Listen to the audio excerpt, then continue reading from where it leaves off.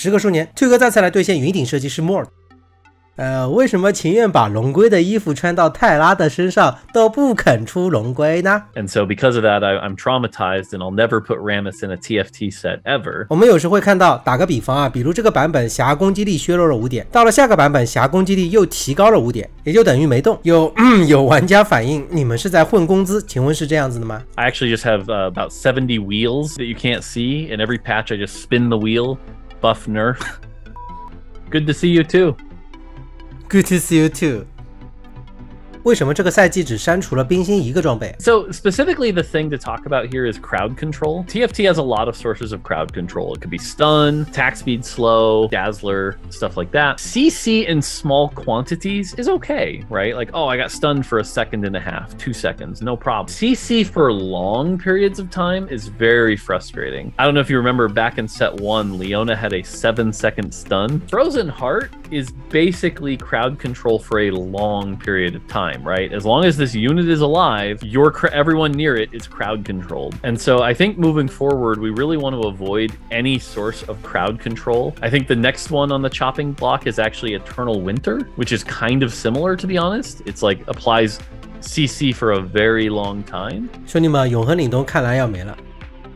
海克斯是一个很受玩家喜欢的系统，会一直用到下个赛季吗？ Yeah, I think augments have been a success, clearly, right? Like the fact that we used them for 2 sets in a row clearly shows that augments have been really fun. That's not to say they're perfect. I think the balance between them continues to be a struggle.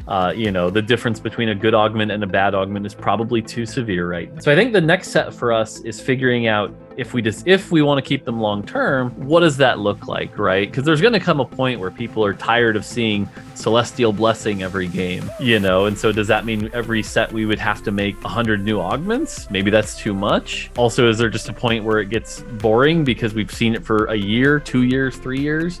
So right now we're in those kind of discussion points. You know, I can't say whether or not we're keeping them yet, but it's definitely a hot topic. And it's also like, what does the world look like without augments again? Well, I think it might be hard, you know, for some players to go without augments, or do we have something better than augments? It's kind of hard to do better than, so we'll see. 每个赛季的尾声都相对比较平衡，像海盗、元素、福星等等版本，是否会考虑以特殊模式带回来呢？ Yeah, what I'll honestly say is like there's a strong desire, I think, to bring back old sets. I definitely think it's one of those things we would love to do. The tech cost is pretty high, but I agree. And like, even if it's just for a short time, right? A little chance of nostalgia to go back and play with some of those champions you might miss, or just for a short time, I think would be high value. And one of those things that as the team grows, hopefully we can do someday. 为什么会逐步开始使用双人人孔的英雄，像以前的巨象或者是现在的龙神？ I mean, in a way, Mech Pilot was the first original 3-slot unit, because when we're making new stuff for TFT, right? It's like, what are the rules we can bend? What are the mechanics we can adjust? And you know, a unit that is a super unit was one of those that like, hey, we can try this. Interestingly enough, during set 6 development, someone suggested, hey, let's try units that count as 2. And interestingly enough, at the time, it was like, that's a really cool idea. We should save it for a full set mechanic, not just 2 or 3 units. And at the time, the set designer was like, well, I kind of want to keep them. Let's try them. What we learned from set 6 was that they worked okay as tanks, but as damage dealers, the expectation was really rough. And so Colossus never really got the time to bloom into like, what does a 2-slot ranged unit look like? What does a 2-slot melee fighter look like? Because they were all basically tank. And when Scion became damage, it actually made the game pretty bad. So with Dragonlands, we took a stab at, okay, what does a super unit look like? Let's try that. Let's try it as a mechanic. And now we know kind of what those feel like. So I think from here, we'll probably take a break from that kind of like super unit. I doubt we'll revisit that immediately, but it was a good experiment to kind of understand those rules and those mechanics. So 看来 S8 应该是没有双人口了。为什么情愿把龙龟的衣服穿到泰拉的身上都不肯出龙龟呢？ I was bullied by an armadillo in high school, and so because of that, I'm traumatized, and I'll never put Rammus in a TFT set ever because I'm scared of armadillos. The real answer is actually with Dragonlands, or with Uncharted Realms specifically, we knew we wanted to add the SR dragon, and so we ended up going with the Earth Dragon.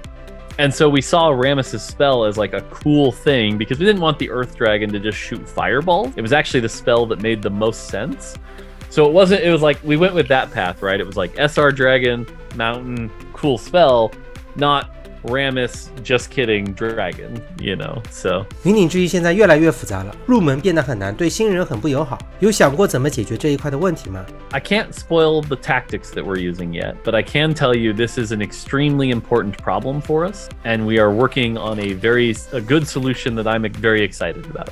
Because I agree with you that, like, if I'm a new player that wants to learn this genre, having to go into a normal or ranked game where everything's very fast-paced and it's all there, it's a lot. It's too much, but it is a problem we are actively working on to solve. 看来很快就会有辅助新手的系统了。我们有时会看到，打个比方啊，比如这个版本侠攻击力削弱了5点，到了下个版本侠攻击力又提高了5点，也就等于没动。有玩家反映你们是在混工资，请问是这样子的吗？ I actually just have about 70 wheels that you can't see, and every patch I just spin the wheel, buff nerf.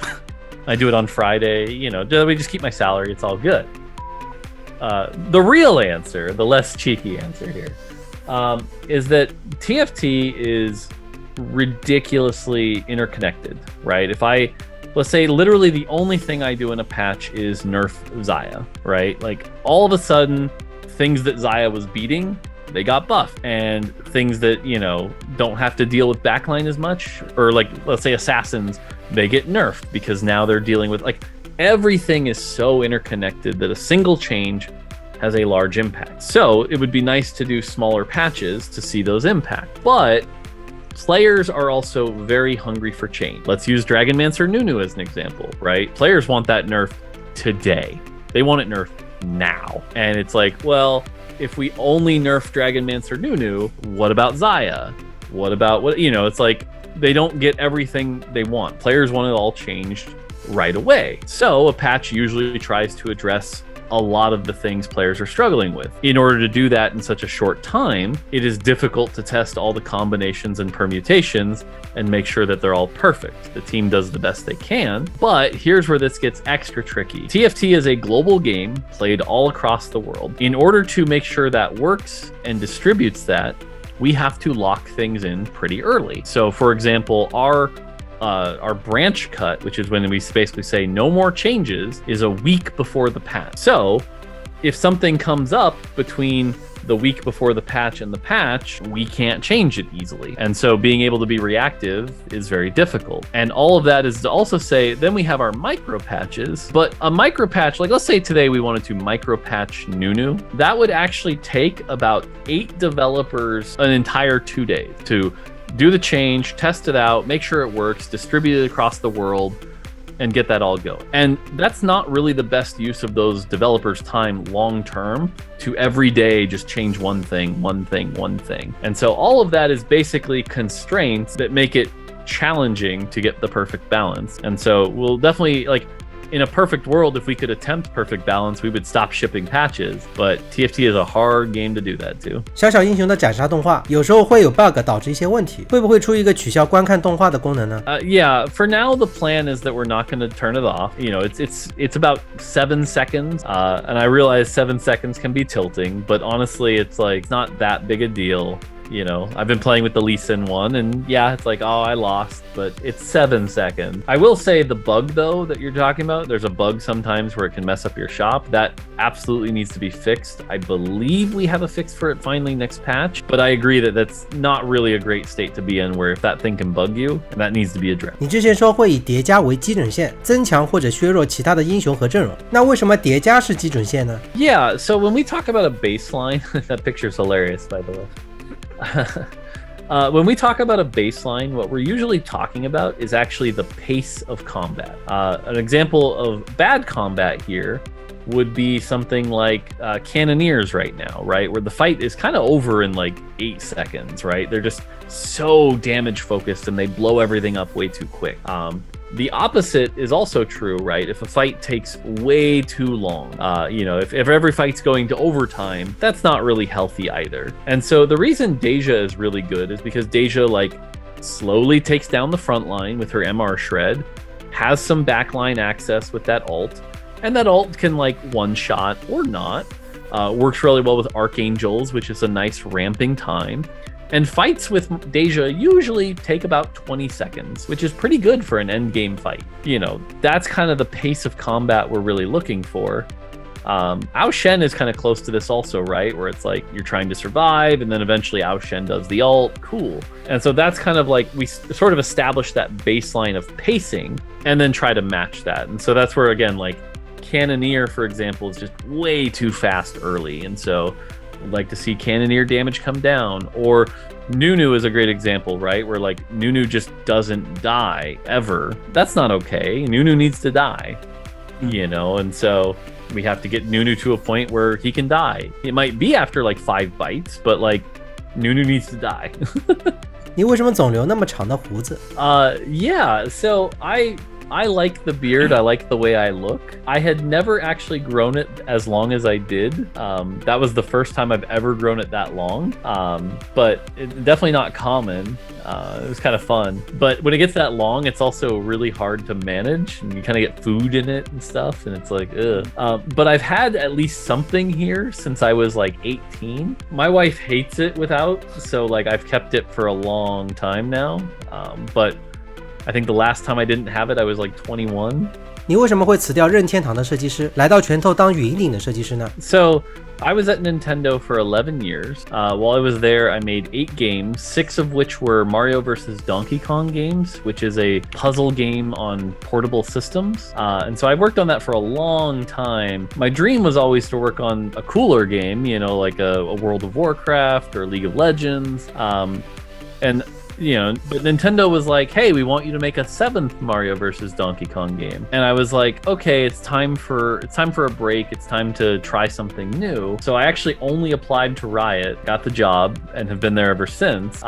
You know, worked on League of Legends, some stuff there. And then the TFT opportunity came up. And for me, it was a chance to really push TFT to be the best game it could be. And so I've just been kind of giving it my all. I've been on TFT for more than 3 years now. And I think I could see myself being on TFT for 10 years. I think there's a lot of things we could do. After 10 years, we'll see. But, you know, I think 10 years would be like, if we could get TFT to like set 20, I think I'd be really proud of what we've accomplished and all the things we've done. That would kind of be my goal. 之前你来到国服打排位，对我们的国服环境有没有什么看法？会不会觉得打法过于愤怒，缺少创造力呢？ No. So I actually had a ton of fun. Seriously, I had a ton of fun, and I'm probably going to do it again. My computer's still set up to do it. What was really interesting was seeing some of the builds that I wasn't as familiar with be very popular. At the time, set reroll was apparently very popular on the server. And we weren't seeing that anywhere in like North America. And so getting to play against all those set rerolls actually helped on the balance side of like, whoa, if we're going to even consider buffing Ragewing and set, we've got to be careful. So it was actually very eye-opening.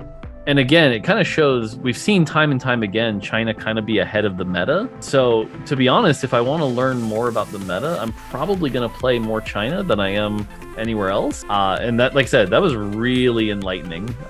And the nice thing is, you know, I can play the game without having to read anything because I know everything. So it was like pretty solid and pretty fun. Yeah, I definitely will probably be doing it again. I think I have to get my main account to master real quick, and then I'll probably start spending some more time there. 最后能否分享一下你是如何一步一步成为一个世界级游戏的首席设计师？ Sure. You know, there's a lot to break down there, but I think the path to my success has been one of, you know, pure player-driven passion, right? Like, I want to make the game as good as it can be. And the way to do that is put yourself in the shoes of a player, right? It's like truly understand all the different player types, right? What do our challenger players want? What do our gold players want? What's the pain points? How does it feel? And then the other thing is that it's really basic, but it's important, is be honest, right? I think a lot of the times we see people sort of maybe deceptively talk about why they're doing something, but if you can be truly honest about what your goals are and what you're trying to accomplish for players, I think that's where you can find a lot of success, right? Because again, if we're like, hey, we're trying to make sure it's fun, here's why, they might disagree with you, but yeah, so